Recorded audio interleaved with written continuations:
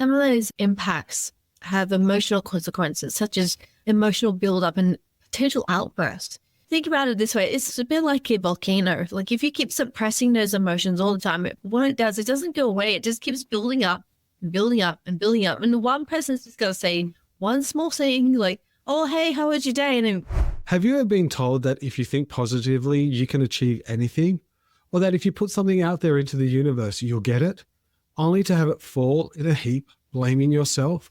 In today's episode, we look at the dark side of positive thinking, understanding toxic positivity, and the misuse of the law of attraction. See how you can achieve what you want by balancing positive thinking with practical application. Let's dive in. Welcome to Rewrite Your Story, the podcast where change begins with you. We're your hosts, Stephen and Sharlene. As professional coaches and mentors trained in various modalities, we have helped hundreds of people Bridge the gap between the person they are and the person they want to be. We bring you conversations with real people who have overcome real setbacks. You will walk away with practical steps to find more clarity, alignment, and success in any area you want to improve. So join us and discover how you have the power to overcome, to change, and to rewrite your story. So pick up the pen. Your new chapter starts now. Well, today, Sharlene, we're diving into an interesting topic, the dark side of toxic positivity. What do we mean by that?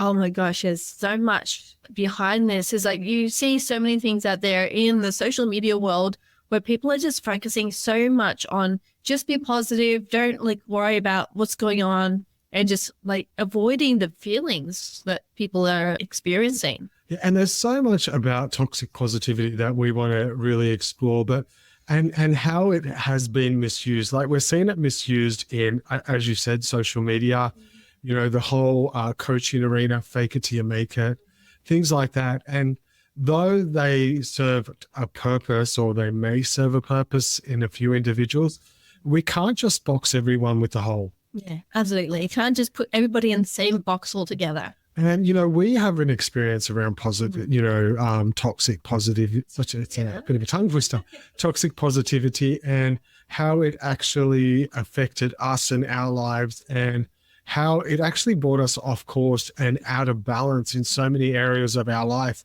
And then we built up these false expectations of what we thought our life would be, only to realize that was so out of balance and was actually causing us more anxiety, more stress than the actual purpose around being positive. Absolutely. So it can actually be a bit of a vicious cycle. Yeah, it's almost counterintuitive, you're on one hand, it's good to be positive, but then when you take it, like you said, to the extremes, it really counteracts, the actual benefits of being positive. Yeah, so I think we need to look at, first of all, what is toxic positivity, and then look at ways of actually balancing and what is the right way of being positive and actually knowing what you're going to achieve in life. There's one thing to dream and set goals that are positive and, but there's another thing to take that to an extreme when it's actually causing anxiety and damage. So what is toxic positivity in the first place? So maybe you want to share about your own experience and maybe a bit of a definition. Yeah, absolutely. Stephen, I remember when I was going through a tough patch and people just kept telling me, just stay positive. Just don't worry about, what you're going through. It's going to be better. And just stay positive because that's what you need to do, right? It just made me feel even worse. It made me feel like my feelings were invalid. I would try and express how I was feeling about something. And I was told, no, you shouldn't feel that way, because it's, you just need to be positive. You just need to think this way. You just need to do that, And it's it just made me feel like, am I even heard? Am I even a person? Yeah, that's so true. And I guess for me, I've used it in the context, and I'm going to say it, and this is going to cause a bit of, head turning and you did eyes rolling, But at one stage we were caught up in the whole law of attraction thing. Do you know what I mean? And we're not saying anything against the law of attraction. We're not saying that it's good or bad. And we're actually going to debunk it a bit later because there is value around our thought processes and thinking positive. And, we were so caught up with the law of attraction and goal cards and things like that. And we still have goal cards. We still have things like that. But it came to a point where it became toxic was when we were striving in our own strength and trying to create it in our own strength, not realizing that actually force negates. Oh my gosh, tell me about it. You know, when we force things to happen, it actually repels. You know, you look at a mother and a teenager, you know, when you say, don't do that. And yeah, they're actually going to do that. So that's when it becomes toxic, when it actually becomes more stress. When we look at toxic positivity, is really over the overgeneralization of a happy, optimistic state that results in the denial, minimization, and validation of genuine human emotional experiences. And we've seen it so many times. Don't acknowledge your feelings, just, you know, pretend that everything's okay. Yeah. So for instance, we had to say goodbye to our fur baby a few days ago, and you know, things like, well, I hope you're not going to get another dog.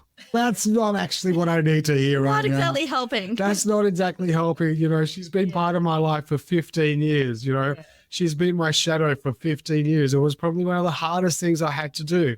And then one of the comments was, well, you can grieve today, but make sure you're okay tomorrow. I'm like, again, that's not helping me. Yeah, that's not how grief works. Right? That's not how grief works. And again, it's that trying to help you not be in a place where you're not good.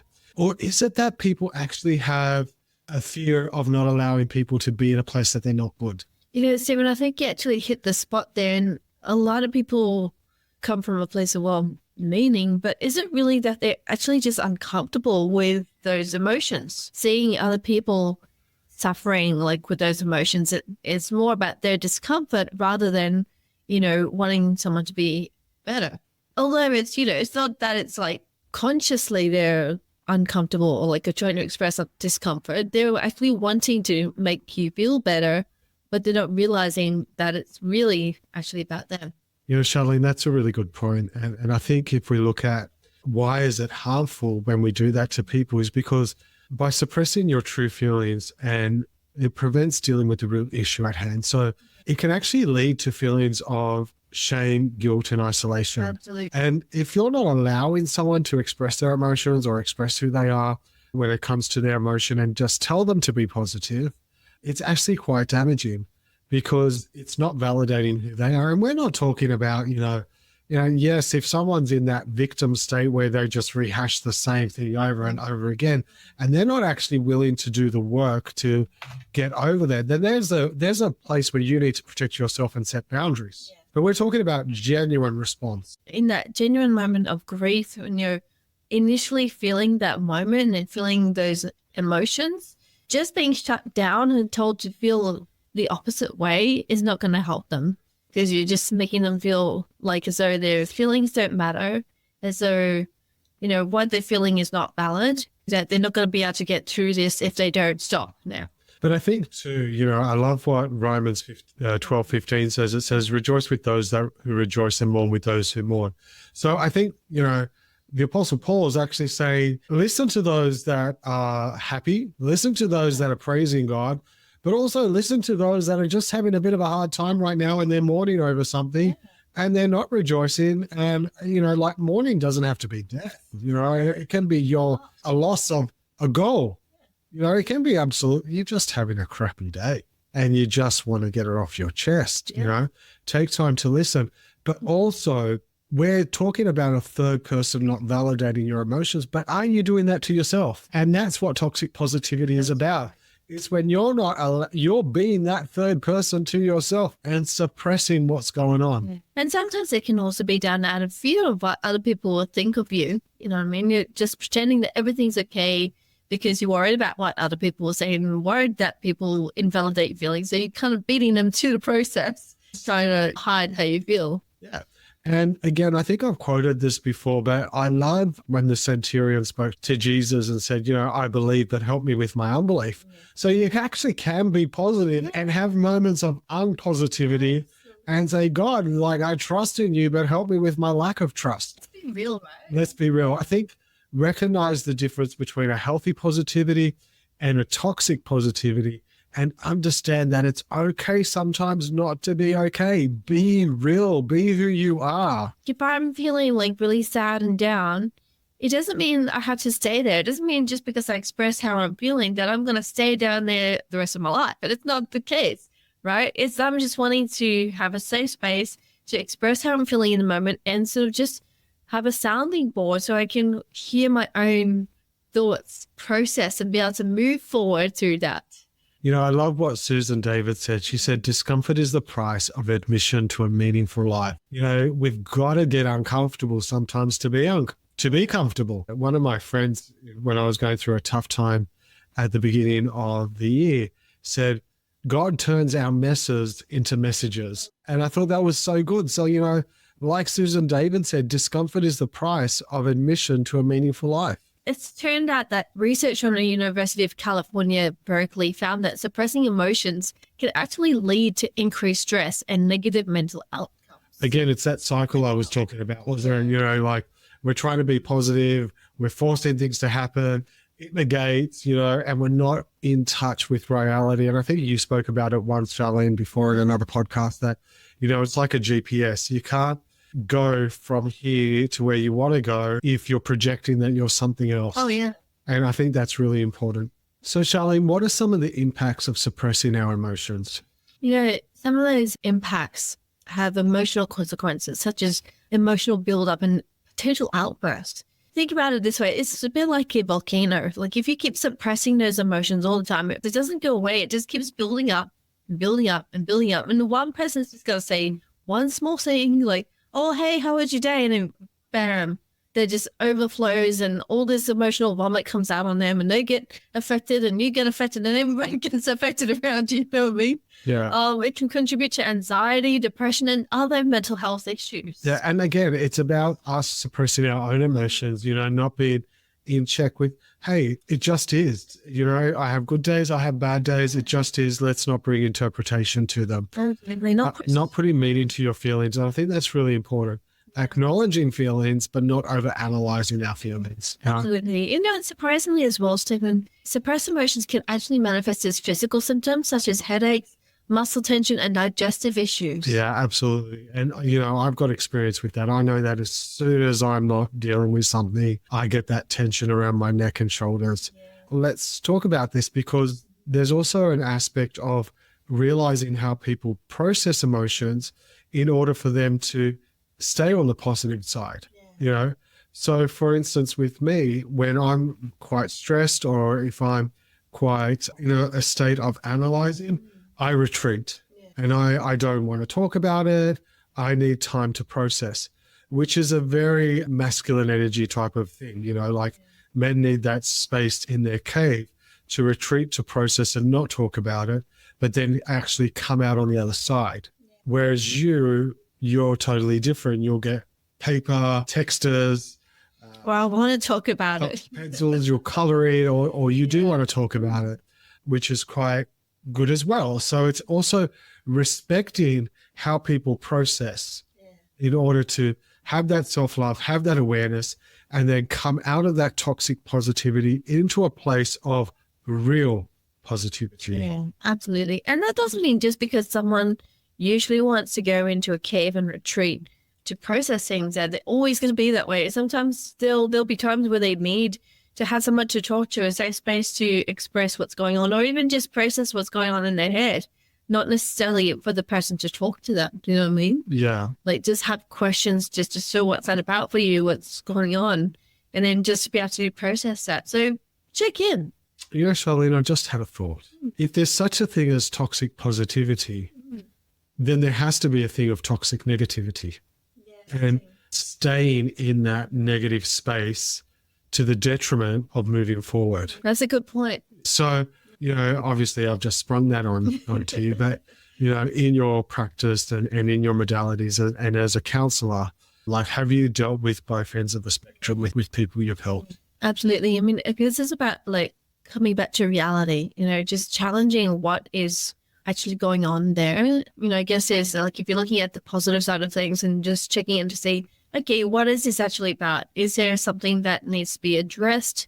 You know, let's give you some time to actually figure out why is this, like, what is a need for you to feel this way, like to be positive right now, here and there, when you're already dealing with something?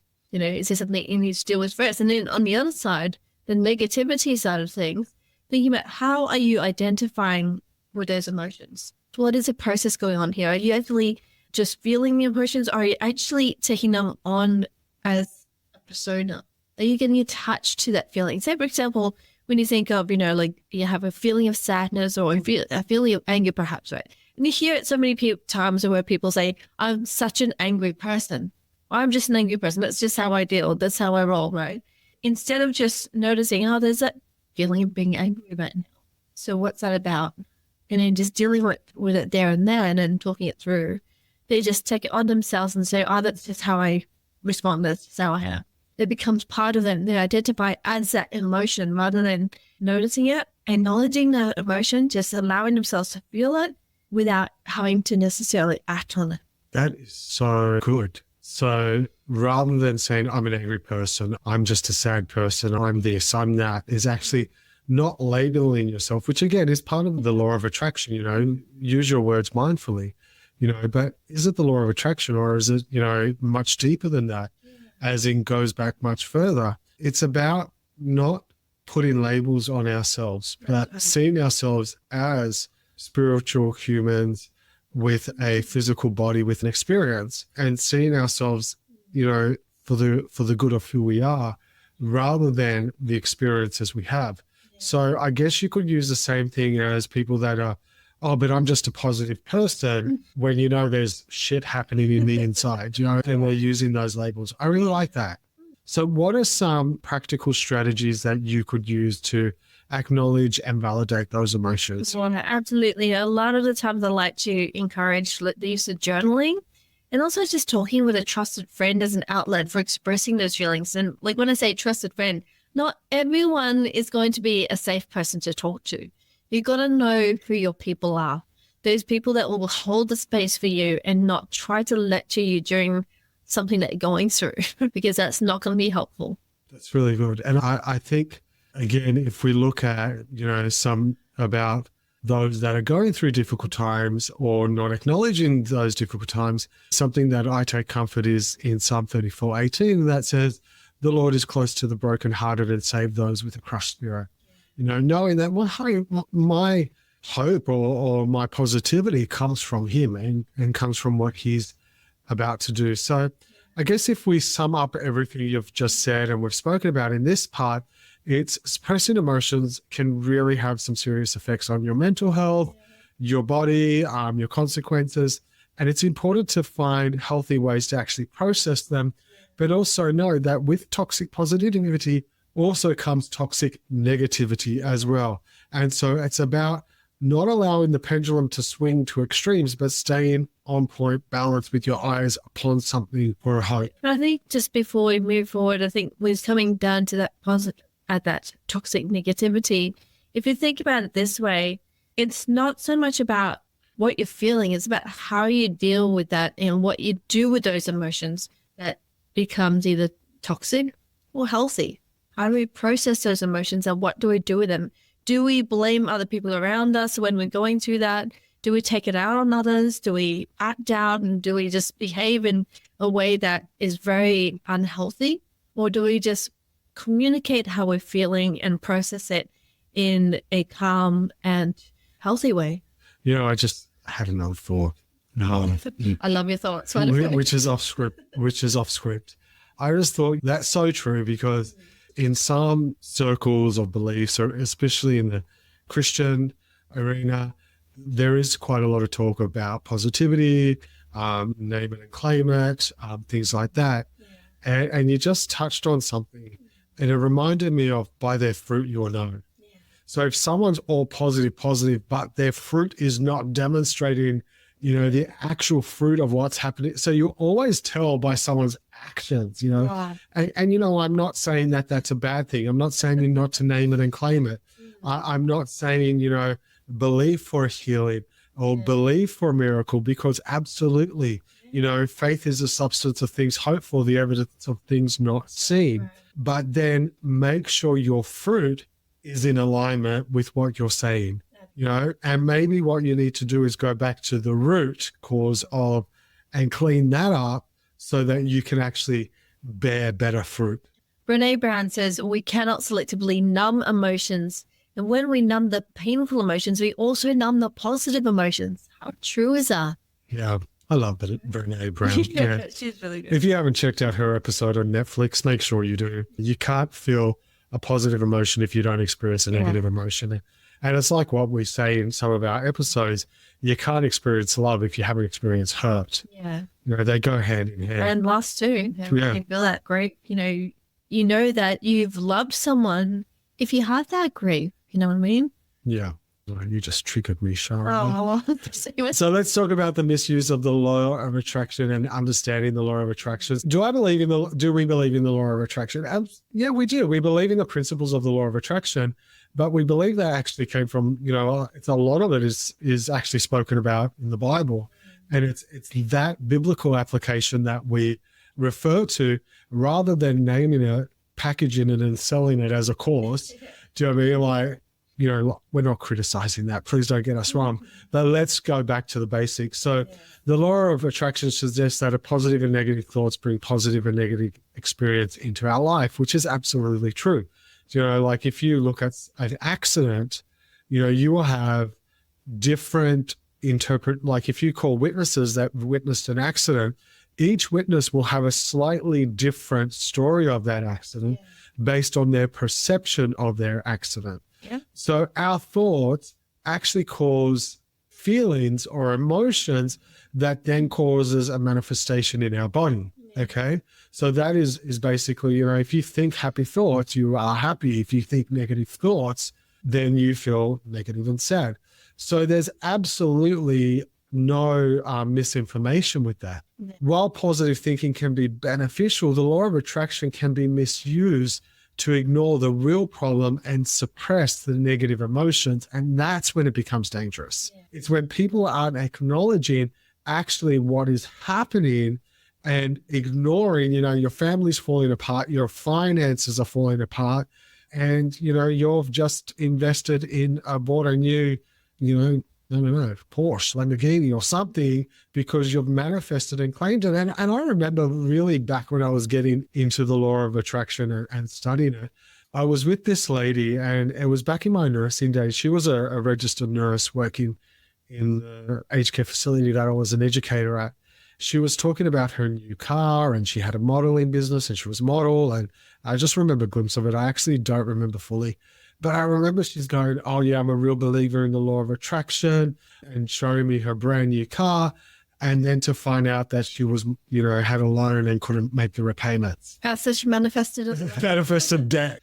Are we using the law of attraction to actually keep up with the Joneses? That's dangerous. Yeah, that is so dangerous because, you're putting yourself in a really hard situation and it's not very easy, Yeah, and that's not what the law of attraction is about. So we have far-fetched claims that simply thinking positive can cure, things, can attract wealth, can solve your most complex problems, can bring back a wayward child, when maybe just showing them a bit of love. And I'm not, we are not parents, disclaimer, we probably don't know what we're talking about here, but, maybe a bit of love and compassion will go a lot more way than positive thinking.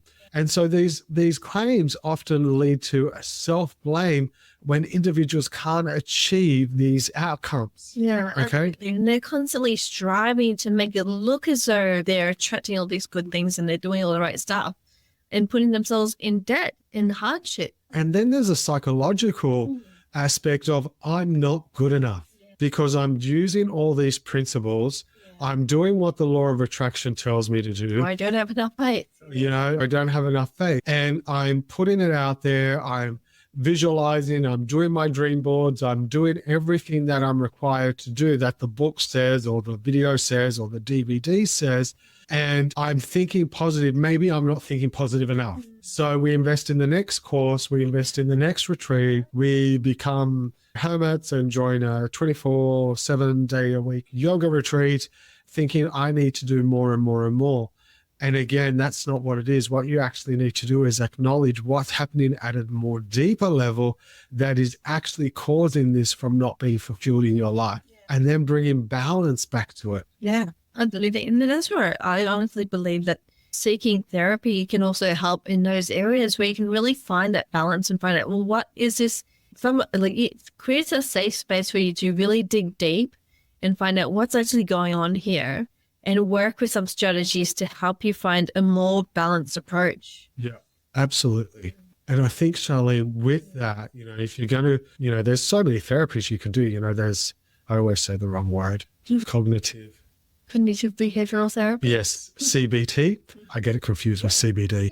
Sorry. So I'm just saying sometimes I get confused with no judgment. So balance positive thinking with realistic actions and addressing underlying issues is the key to being positive thinking without its toxicity. Yeah. So understand that positivity should complement, not replace, practical solutions. Yeah. And, I think it also comes down to, that comparison heights as well. When you're stuck in that situation where you feel like you're constantly having to compete with someone else because someone else has got the next best thing, right? And you think, oh, maybe I should be that way, right? To look as though you're manifesting all these things, or you're more spiritual, like a lot of people get, like in a lot of Christian circles, and don't crucify us. There's just certain beliefs that, kind of go out of skew a little bit, where you feel like the more material wealth you look like you have, the more spiritual you are, because you have to name it and claim it and believe for these things. But when we're putting ourselves in debt, it doesn't do anything for you physically or spiritually. You know what? Let's just be honest. Jesus never promised anything except his peace. Yeah. Yeah, my peace I give you, my peace to go through life with his peace, That passes understanding. That peace that passes understanding.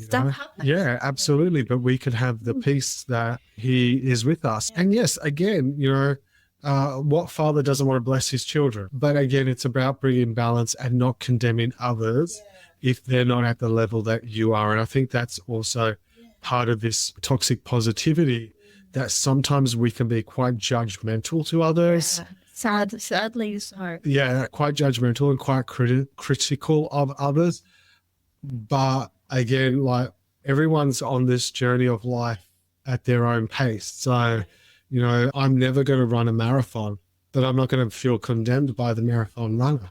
That ain't my calling, nor do I want it to be my calling. But I think if we're bringing balance back into the law of attraction, I think we need to realize, what Proverbs says in Proverbs 16:3 says, commit to the Lord whatever you do, and he will establish your plans. You know what I mean? And it's realizing that we can have goals, we can have areas of life that we want to achieve more, but as we commit those areas to him, he's actually going to establish them.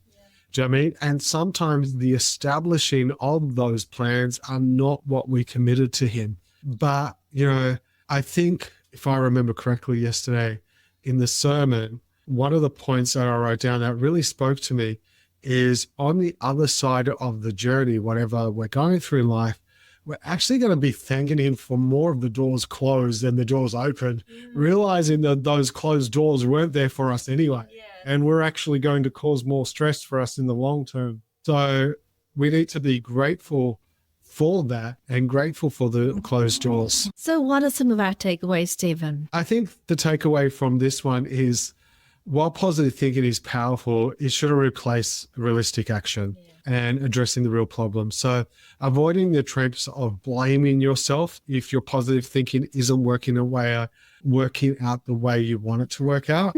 Stop blaming other people as well. Not everyone's at the same journey as you, like, we're all at very different journeys, and we can think, we're in a good place right now and someone else is not in a good place. It doesn't mean that they're less spiritual or less positive. It's just that they're going through something at the moment. We're all going through different journeys at the moment, so we're not here to compare with each other. So I think, Sharlene, looking at that, let's look at some tools on how we can actually balance positivity and authenticity. Yeah. So let's look at some common phrases like, just stay positive. It could be worse. These can really validate the real feelings, right? It just makes you feel, oh, really? It's like, do my feelings not count? Yeah. But are you saying this to yourself again? So, and signs of this include, like, ignoring the problems, shaming others for expressing negativity, or shaming yourself for feeling that way, And for instance, if we ignore the problem, it's only going to get worse. It's going back to, if we're believing for finances and believing for putting a positivity around for finances, but yet we don't have a budget, or we don't make steps to invest, or we don't have a side hustle, or we're not doing things. That money the stalk isn't going to bring the money. You know? Yeah. They usually bring babies. Yeah. So Like they say money doesn't grow on trees. money doesn't grow on trees. What are some practical strategies, Sharlene? Oh my gosh. So things like allowing yourself to, and outlets as well, to express a full range of emotions. Don't try to hide them. Don't try to pretend that they don't exist. And using positive thinking to actually complement, not replace genuine emotional expression. So, it could be as simple as this, if I'm feeling sad, I could be feeling, like there's a sad moment right now. Like I'm going through something pretty crappy, It's probably not the most ideal situation, but I'm going to be okay. With the support around me, I'm going to find the tools that I need. And that's really what positive thinking is about, isn't it? It's finding the resources. Yeah. And being open to seeing not just the situation, but seeing the solutions around you that are available to you in the moment.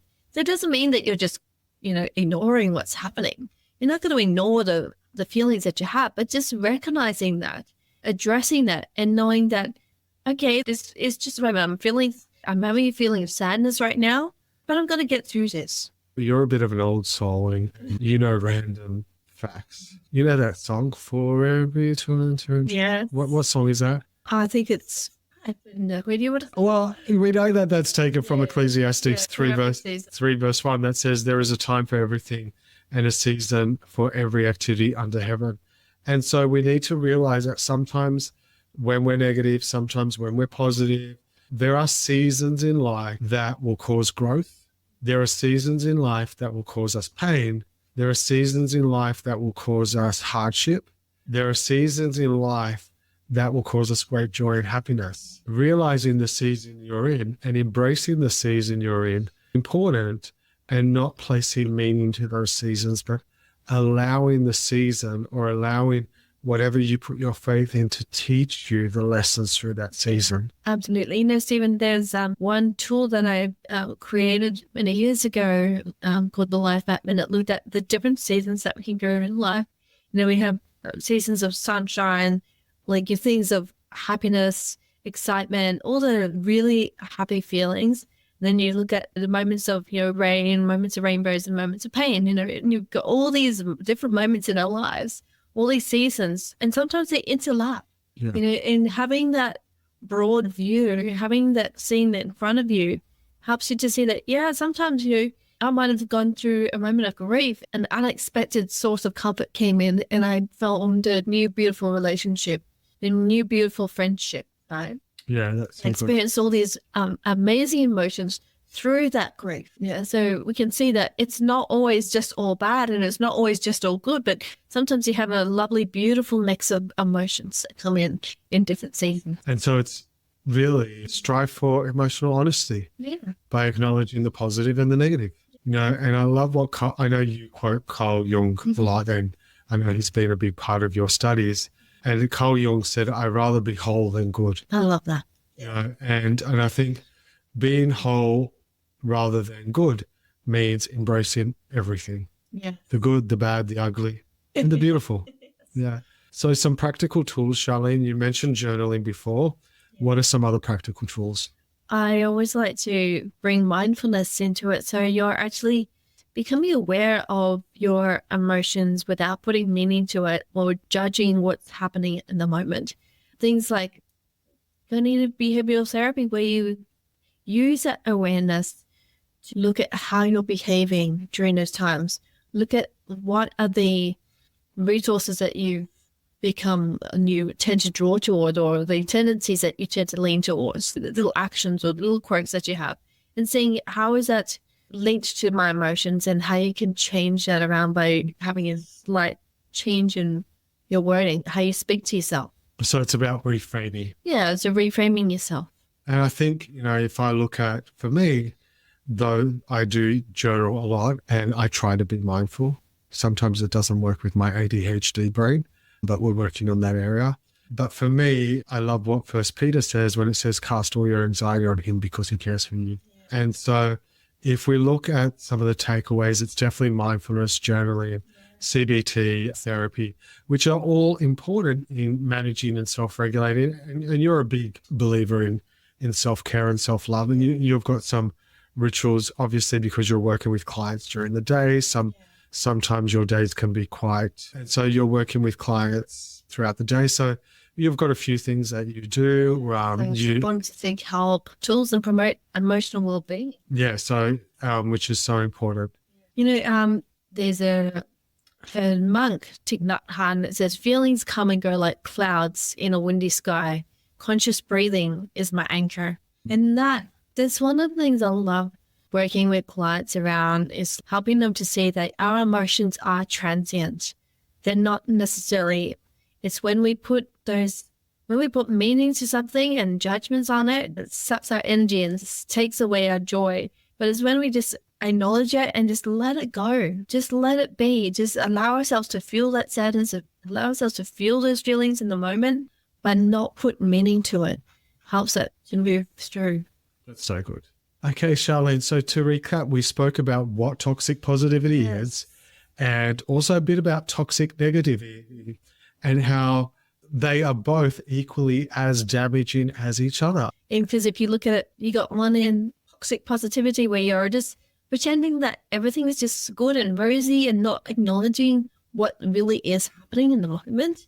And that sort of just puts a seal on it. Doesn't do anything, just kind of puts it on the carpet, really, and keeps making it go up and up until someone sort of just opens the Coke bottle and everything goes flying everywhere, right? Yeah. And you've got then toxic negativity where, people are just, instead of processing those feelings in a healthy way, they're just blaming everyone else and rather than processing it for themselves. So the key is use tools in order to achieve your goals or achieve the positive thinking by acknowledging your emotions and not suppressing and ignoring them, and getting to the root cause and having a balanced approach to everything. Beautiful. Thank you for joining us on the Rewrite Your Story podcast. We hope you found this episode enlightening. For more information on the topics discussed, please visit our website at stephenandsharlene.com. Don't forget to subscribe to our podcast on your favorite platform, share it with your friends, and follow us on social media at Stephen and Sharlene. Until next time, stay informed and inspired. This is Stephen and Sharlene signing off from the Rewrite Your Story podcast. Thank you and stay blessed.